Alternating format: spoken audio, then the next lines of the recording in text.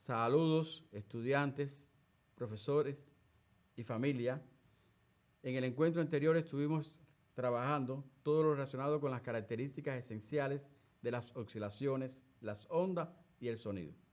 Recordamos los conceptos de periodo, frecuencia, amplitud, longitud de onda y velocidad. Pues también, al final del encuentro, dejamos un grupo de actividades con el objetivo de sistematizar los contenidos que tratamos en el encuentro y desarrollar habilidades. Primeramente, proponemos en el encuentro de hoy tratar algunos temas fundamentales del encuentro anterior. Para calcular la frecuencia, se divide el número de oscilaciones completas en determinado intervalo de tiempo. La unidad de medida de la frecuencia es una oscilación por segundo, que va a ser igual a 1 Hz. Para calcular el periodo de las oscilaciones, se divide el tiempo correspondiente a determinado número de oscilación completa. Y por lo tanto, la ecuación dice que el periodo va a ser igual al tiempo entre el número de oscilaciones completas. Y también recordamos en ese encuentro que la frecuencia y el periodo son magnitudes recíprocas y que la unidad de medida del periodo es el segundo. La relación entre la longitud de onda y el periodo es igual a longitud de onda va a ser igual a la velocidad por el periodo. En caso en que la fórmula sea en función de la frecuencia, sería longitud de onda va a ser igual a la velocidad entre la frecuencia, o la velocidad va a ser igual a la longitud de onda por la frecuencia. La unidad de medida de la longitud de onda es metro por segundo. Por lo tanto, estamos en condiciones de retomar el ejercicio 1.52 del libro de texto de la página 17. Recuerden que en ese primer ejercicio, que se lo voy a leer un momentico, decía: cierto equipo genera sonido con una frecuencia de 1000 Hz. ¿Dónde será mayor la frecuencia de la oscilación? ¿En el aire o en el agua? Y la longitud de onda, calcule los valores de longitud de onda en cada caso. En el encuentro, calculamos la longitud de onda para el aire. ¿Y qué hicimos? Fuimos a la tabla que indicamos, buscamos el valor de la velocidad del aire y pudimos calcular la longitud de onda, que fue igual a 0,348 metros. Por lo tanto, ¿qué debíamos hacer entonces para calcular la longitud de onda en el agua? En primer lugar, igual, plantear la ecuación. La longitud de onda va a ser igual a la velocidad entre la frecuencia. Por lo tanto, el valor de la velocidad, ¿dónde lo voy a ir a buscar? A la tabla, que tiene un valor de 1500 metros por segundo. Por lo tanto, divido y voy a obtener que la longitud de onda en el agua va a ser igual a 1,5 metros. Se pudieron percatar a la hora de determinar dónde es mayor la longitud de onda en este ejercicio.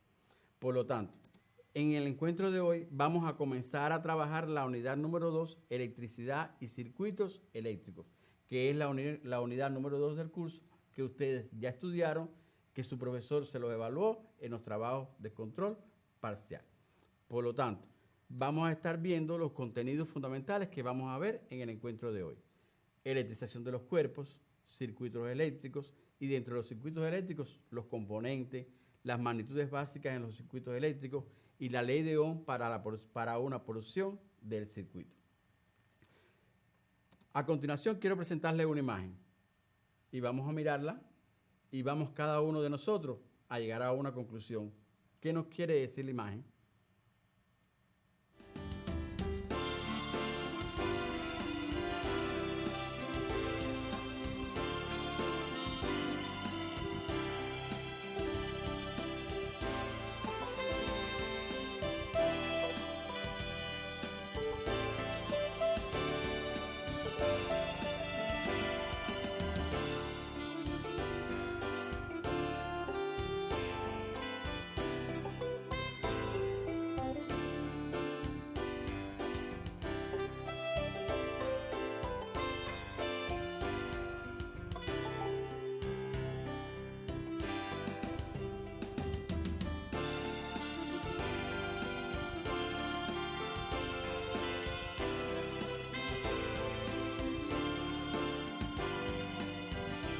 ¿La pudieron ver? ¿Se visualiza bien? Por lo tanto, podemos decir que en la vida y en la ciencia y la tecnología hay infinidades de equipos que son consumidores de corriente eléctrica. Por eso, su importancia de la generalización y aprovechamiento óptimo, lo que demuestra esta lámina. En el estudio de los cuerpos y su electrización, existen cuerpos neutros y cuerpos electrizados con un tipo de carga. Estudiaste con tu profesor 2 tipos de cargas.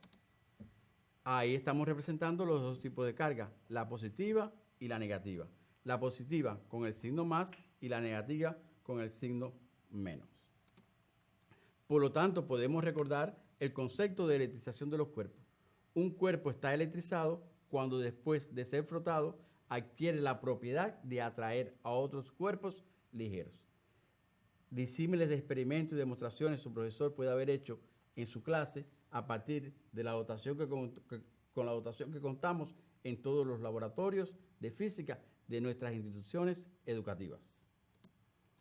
Los cuerpos neutros poseen la misma cantidad de electrones que de protones. Si ceden electrones, se cargan positivamente y si los captan, negativamente.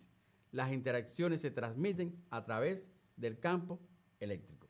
En esta lámina estamos presentando la interacción de 3 casos diferentes, ¿no verdad? Un caso A, un B y un C. Vamos a observarlos entre ustedes y podemos ya estar arribando a conclusiones.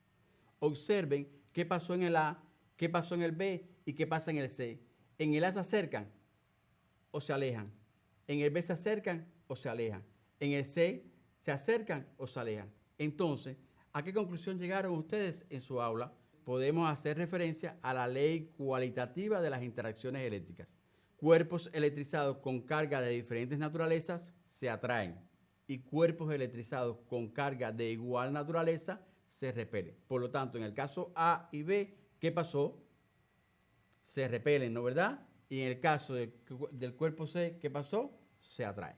La electricidad que adquiere el vidrio al ser frotado con la seda se le llamó positiva. La electricidad que adquiere la ebonita al ser frotada con la piel se le llamó negativa.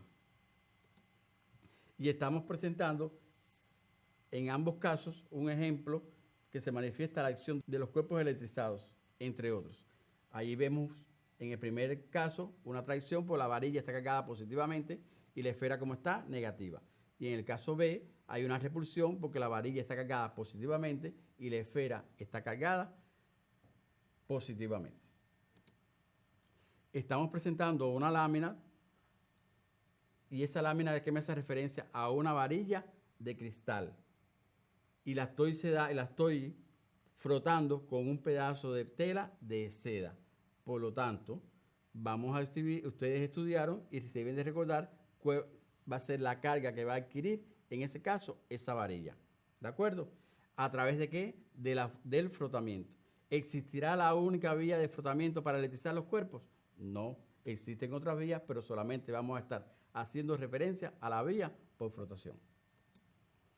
Al igual presentamos un globo, lo inflamos, le pasamos un pedazo de papel periódico y va a tener la propiedad de atraer pequeños cuerpos ligeros que estén en el punto donde lo hicimos referencias para hacer ese experimento. Proponemos realizar la actividad 2.20 del libro de texto de la página 34. Clasifica diversos materiales utilizados en la vida diaria, atendiendo a su capacidad para conducir la electricidad en buenos, medianos y malos conductores de la electricidad. Teniendo en cuenta la conductividad eléctrica, se clasifican en conductores, semiconductores y aisladores. Los conductores permiten el movimiento de las cargas eléctricas a través de ellos, por ejemplo, los metales. Los aislantes, que son los aisladores, retienen las cargas eléctricas sin permitir su desplazamiento hacia otras partes del cuerpo o a otros cuerpos. Ejemplo, el caucho, los plásticos, el vidrio, la porcelana. Y los semiconductores, su capacidad de conducir las cargas eléctricas es mayor que la de los aislantes y menor que los conductores. Ejemplo, el silicio y el germanio. Estamos poniendo ejemplos de aisladores con la madera, con el plástico y con el caucho que los compañeros de la electricidad tienen que cumplir sus medidas para evitar los accidentes. Existen dos tipos de electricidad: la vítrea, que es positiva, que es la varilla de vidrio frotada con seda, y la resinosa, que es la varilla de bonita frotada con papel, que es negativa. En la actividad 2.15 del libro de texto de noveno grado, en la página 33, también se las recomendamos hacer en casa con la ayuda de sus familiares. ¿Qué hay que hacer? Que tenemos que buscar una placa que ya no sirva, que no la usemos, la picamos en dos tiras, la frotamos con papel y vamos a hacer como lo aparece en la alarma. Y van a observar que hay allí, se cumple con un fenómeno que hemos venido viendo hasta este momento. Por lo tanto, lo puedes hacer y cuando te percates de lo que pasó, por favor, establece una nota para que te quede en tu cuaderno de trabajo. Y proponemos entonces realizar un ejercicio donde le vamos a dar un tiempo para que ustedes lo puedan hacer. Una esfera electrizada que cuelga de un hilo interactúa con una varilla de plástico, también electrizada, como se muestra en el esquema. Observa la figura y contesta las preguntas siguientes. Inciso A: ¿qué tipo de electricidad o carga posee la varilla? Inciso B: ¿qué tipo de electricidad o carga posee la esfera? Explica tu respuesta.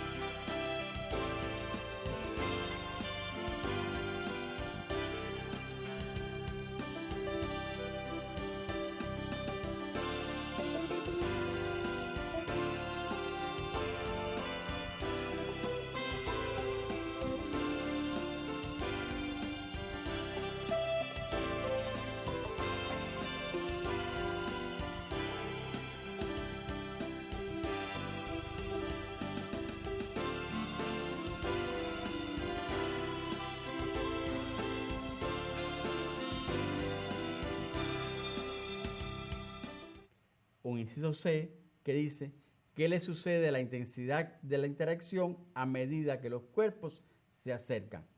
Y un inciso D: dibuja un esquema donde muestre las dos esferas electrizadas que se repelen mutuamente al interactuar.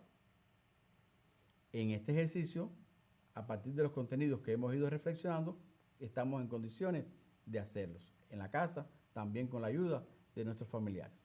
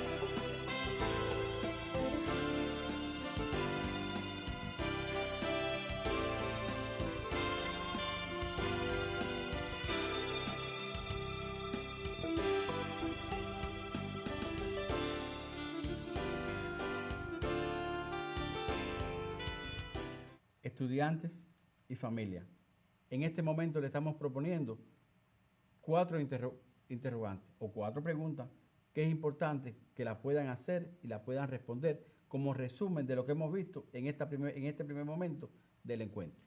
La primera: ¿Cuándo se electriza un cuerpo? ¿Cuántos tipos de carga hemos estudiado?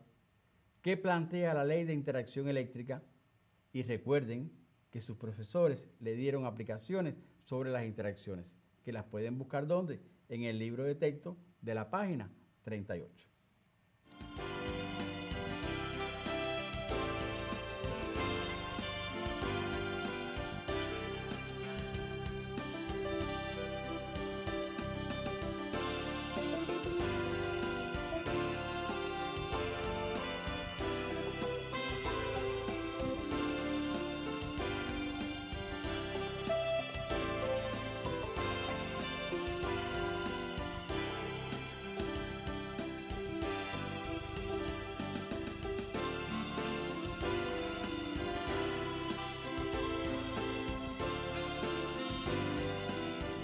Ahora, vamos a pasar al segundo momento.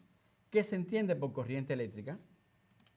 Corriente eléctrica, el movimiento ordenado de las partículas eléctricas en determinada dirección, concepto que recibieron por sus maestros y que estamos hoy recordando. Y circuito eléctrico, conjunto de componentes eléctricos conectados entre sí, formando una trayectoria cerrada. Los múltiples circuitos eléctricos con que nos relacionamos diariamente son sistemas, no de la naturaleza, sino creados por el ser humano. En tales sistemas tienen lugar cambios, se transforma y transmite la energía.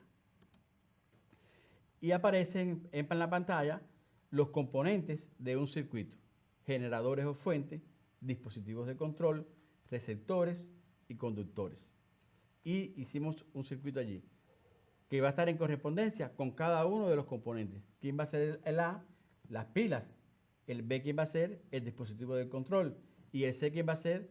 Los receptores. Y el D, ¿quién va a ser? El conductor que va a enlazar ese circuito, esos componentes, ¿no verdad? Por lo tanto, ¿de qué me puedo percatar? Que en ese caso tengo dos bombillos, ¿no verdad? Esos dos bombillos, ¿cómo están conectados? ¿En serie o en paralelo? Si yo hago accionar el interruptor, los dos bombillos se encienden simultáneamente, o se enciende uno o se enciende el otro. Ah, ese conocimiento lo recibiste en tu clase con tu profesor. Los circuitos eléctricos están compuestos por los siguientes elementos: fuentes o generadores, dispositivos de control, receptores y conductores. La función de las fuentes o generadoras es producir un exceso de carga eléctrica en una parte del circuito respecto a la otra, provocando así un campo eléctrico a través de él.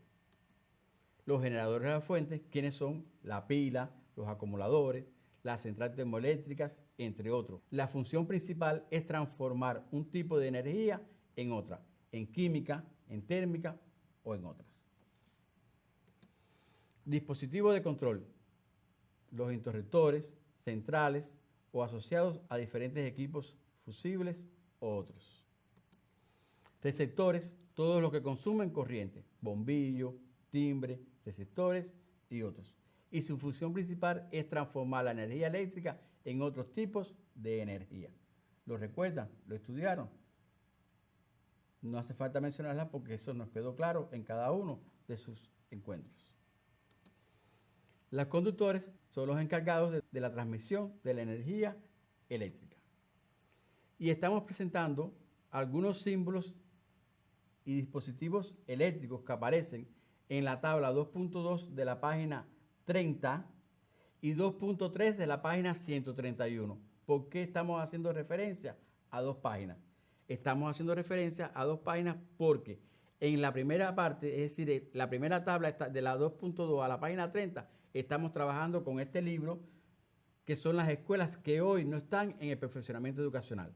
Y por lo tanto, cuando hacemos referencia a la página 131, estamos trabajando con este libro, que son las escuelas que están hoy en el experimento con respecto al perfeccionamiento. Volvemos a retomar el ejemplo anterior. Tenemos el circuito en serie y al lado ponemos un circuito diferente. ¿En qué se diferencia? ¿Qué se tiene de semejante? Bueno, pues la semejanza está en que los tienen fuentes. En este caso, ¿quién son? Las pilas. Tienen el interruptor y tienen los dos bombillos. Pero la conexión de los bombillos es la misma. No. En este caso estarán en serie o estarán en paralelo. Están en paralelo, al igual que en nuestras casas, ¿no verdad? Lo que tengo que tener en cuenta es que en nuestra casa no puedo trabajar con la pila, porque si no los equipos no nos van a funcionar. Y estamos representando ese circuito en esta diapositiva. Es decir, la fuente, positivos, negativos, los conductores, el receptor que es el bombillo y el dispositivo de control del interruptor. Ahora, además de estos componentes que estamos haciendo referencia allí, ¿podremos introducir en el circuito otros instrumentos? Sí, lo podemos hacer, ¿no verdad? Podemos introducir instrumentos ¿de qué? De medición.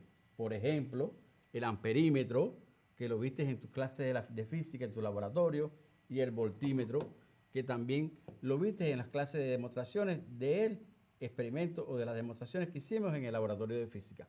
Ahora bien, ¿cuál es la función del amperímetro?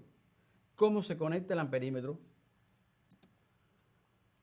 ¿Cómo se conecta el voltímetro? ¿Cuál es la función del voltímetro? Que son instrumentos de medición, ¿no verdad? Pero cada uno tiene su especificidad. Aquí estamos presentando la fuente, el interruptor, un bombillo y el amperímetro a que hacíamos referencia. Vemos que el bombillo está encendido y por lo tanto, tenemos conectado el amperímetro. ¿Cómo está conectado el amperímetro? En serie. ¿Y cuál va a ser la función de él? Medir la intensidad de la corriente que circula por ese conductor. En este caso, tenemos el mismo sistema, tenemos la fuente, tenemos el interruptor, tenemos dos bombillos, uno encendido y uno apagado. Por lo tanto, tenemos el voltímetro. Ahora, el voltímetro, ¿qué nos va a medir? La tensión. Y se va a conectar siempre en paralelo a un elemento consumidor. Por lo tanto, en este caso está conectado en paralelo a uno de los bombillos. ¿De acuerdo? Lo reafirmaron, lo vimos así en clase. Por lo tanto, conociendo los instrumentos de medición y los datos, podemos calcular la resistencia eléctrica que ofrece el circuito. Y a esto se le llama ley de Ohm para una porción del circuito. Esta actividad aparece en el libro de texto de 9º grado, página 56, actividad 2.75. La ley de Ohm para una porción del circuito nos dice que la intensidad va a ser igual a la tensión entre la resistencia.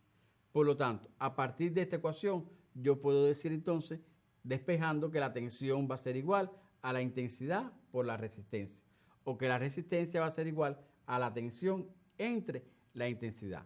Recordar que la tensión se da en volt, que su unidad de medida es volt, la intensidad ampere y que la resistencia en ohm. Y por lo tanto estamos entonces en condiciones de hacer referencia a las magnitudes físicas estudiadas. La primera magnitud que fue intensidad de la corriente, que se representa con la letra E. Y instrumento, el amperímetro, y su unidad de medida, el ampere.